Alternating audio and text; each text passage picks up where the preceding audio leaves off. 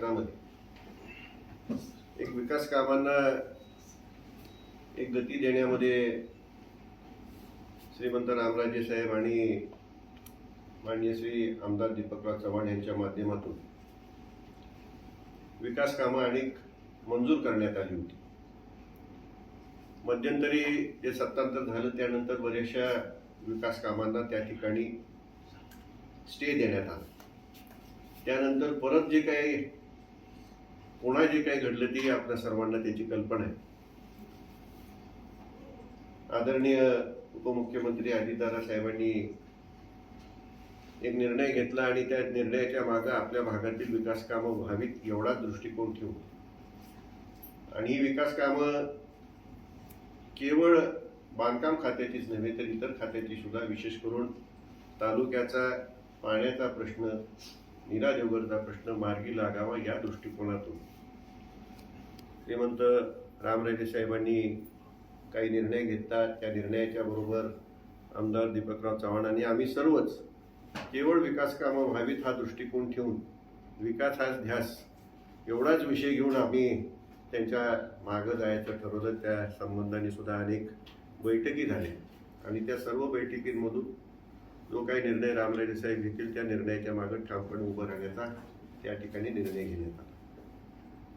आज या ठिकाणी आपल्याला बोलवण्याचा उद्देश एवढाच आहे की ज्या काही कामांना स्थगिती दिली होती त्याच्यामध्ये बजेटमधली काही कामं होती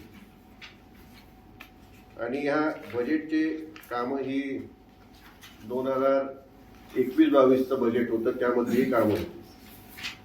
त्यामध्ये जवळपास मतदारसंघातली फलटण तालुक्यातली 27,72 कोटीची कामं होती आणि साधारण 9 कोटीची कामं ही कोरेगाव, उत्तर कोरेगाव जो फलटणला जोडलेला आहे त्यांची होती. अशी जवळपास 36-36 कोटीची कामं होती. याच्यावरती स्टे होता, तो उठलेला आहे आणि आता ही कामं ही मार्गी लागलेली आहे.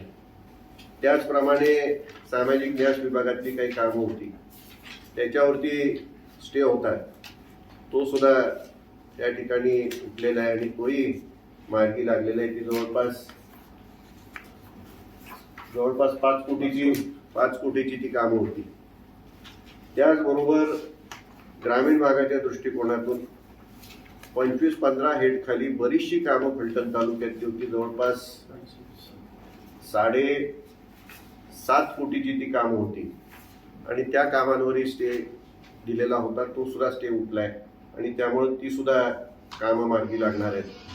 त्याचबरोबर नगरपालिकेची काही कामं होती जी विविध शासनाच्या योजनेतून नगर उत्थान असेल किंवा शासनाच्या विविध योजनांच्या माध्यमातून मंजूर करण्यात आली होती, त्याच्यावरती स्टे होता, तो सुद्धा स्टे आता उठलेला आहे आणि ती सुद्धा कामं करण्याला आता कुठल्याही प्रकारची अडचण राहिलेली नाही. आणि त्याशिवाय आपल्याला सर्वांना या ठिकाणी मी सांगू इच्छितो की या फलटण शहराच्या दृष्टीने एक अत्यंत महत्त्वाचा निर्णय शासनाच्या माध्यमातून जो घेण्यात आला त्यामध्ये जवळपास 20 कोटी रुपये फलटण तालुक्याला विविध कामांसाठी त्या ठिकाणी मंजूर करण्यात आलेली आहे. आणि ही 20 कोटीची कामं मंजूर करण्यात आली, त्या दोन्ही ऑर्डर आपल्याला या ठिकाणी देता येतील आणि यामध्ये स्टे उठण्यामध्ये, नवीन कामं मंजूर होण्यामध्ये श्रीमंत रामराजे साहेब आणि आमदार दीपकराव चव्हाण यांनी विशेष प्रयत्न करून त्या ठिकाणी निर्णय घेण्यामागं तालुक्यातली, शहरातली कामं व्हावी असा जो दृष्टिकोन ठेवला होता, त्या दृष्टीने ही कामं मंजूर करून घेतली.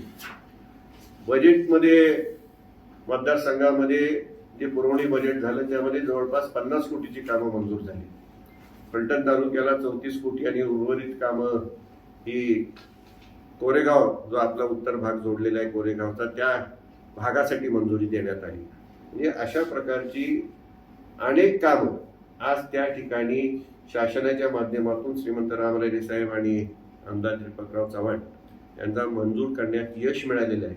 आणि या कामाची माहिती आपल्या सर्वांना व्हावी, सर्व जनतेला व्हावी या दृष्टिकोनातून आपण सर्वांना बोलवलं. आपण सर्वजण आलात, याबद्दल आपणा सर्वांचे या ठिकाणी मनापासून आपले स्वागत करून या ठिकाणी आपले आभार मानतो. आणि त्याचबरोबर ही सर्व कामं मंजूर करण्यामध्ये आदरणीय मुख्यमंत्री एकनाथजी शिंदे साहेब, उपमुख्यमंत्री देवेंद्र फडणवीसजी साहेब व आपले उपमुख्यमंत्री अजितदादा पवार साहेब यांच्यामुळे आणि संबंधित खात्याच्या मंत्र्यांमुळे ही कामं मंजूर झालेली आहेत.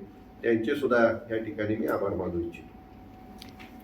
प्रामुख्याने अनेक फलटण शहरातल्या भागाला पाणी पुरवठा होत नव्हता आणि काही आपण भाग हा नळ पुरवठा योजनेमध्ये घेतला होता, परंतु त्यातून काही भाग राहिला होता किंवा काही कामं करण्याची आवश्यकता होती.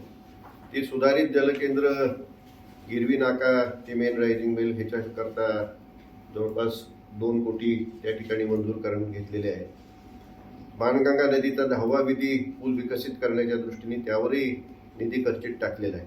आणि शहरामध्ये विविध ठिकाणी जे पावसाचं पाणी असतं स्ट्रॉंग वॉटर ड्रेन बांधण्यासाठी 1 कोटीची तरतूद केलेली आहे.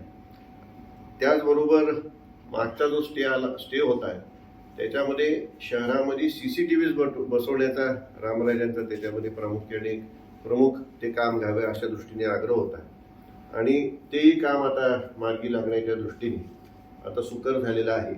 त्यामध्ये रामराजे साहेबांनी DYSP आणि पोलीस खात्याला काही दिवसापूर्वी बोलवलं होतं आणि DYSP साहेबांनी सुद्धा ते कुठं बसवावेत, कसे बसवावेत, कुठल्या प्रतीचे असावेत याच्या संबंधी त्यांनी लक्ष घालून ते काम पूर्ण करण्याच्या दृष्टीने नगरपालिका आणि पोलिसांच्या मार्फत ते पूर्ण करण्याच्या दृष्टीने त्यामध्ये आपलाही सर्वांचा अरविंद भाई वगैरे ज्यांना याची चांगली कल्पना आहे आणि आपल्याही सर्वांचा सहभाग घेऊन तेही काम अत्यंत महत्त्वाचं की शहराची सुरक्षितता राहील आणि नेमकं ज्या ज्या ठिकाणी गरजेचं आहे त्या त्या ठिकाणी CCTVs बसवले जातील अशी योजना त्या स्टे असलेल्या कामामध्ये होती, ती आता सुकर झाली.